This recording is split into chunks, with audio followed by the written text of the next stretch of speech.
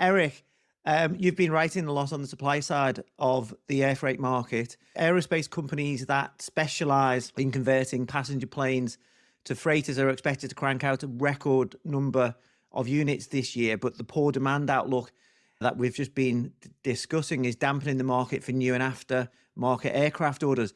Please explain what's happening. Is this a two-speed market? What's going on? Yeah, well, it took a while for the downturn that we've been talking about to produce a tangible hardship in the cargo sector. But this year we've seen, for example, Western Global Airlines cancel an order with Boeing for two large freighters and declare bankruptcy. Air Canada just pulled an order from Boeing for two factory 777s. Cargojet in Canada scrapped plans to convert 777s into freighters. And Vietnam Airlines pulled out of a deal for two Airbus A321 converted freighters. So you're seeing a little bit of some cancellations, not very many.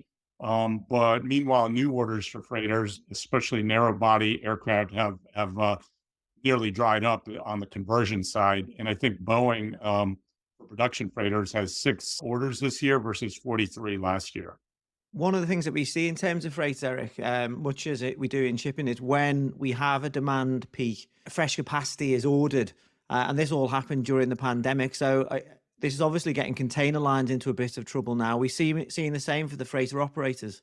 Yeah, and for sure. And then in the narrow body freight market, we've probably got an oversupply situation. The lessors and investors probably got a little exuberant, trying to get a return on investment out of their passenger aircraft during the pandemic when airlines weren't flying. And so they rushed into the freighter conversion market. And now we've got too many planes there, at least in the short term.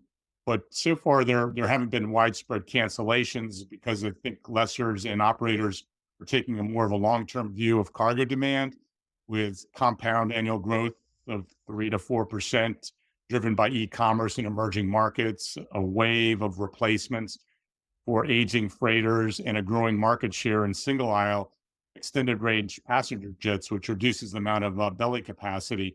And just to follow up or finish the point on your last question, there is kind of a two-speed market because on the one hand, while the orders have dropped off, we still have a backlog of orders from 21, 22, and 2020, basically, where these conversion shops are still trying to get through the orders. They're having supply chain problems. So this year we can have a record year of freighter conversions, especially for aircraft like the Boeing 737-800.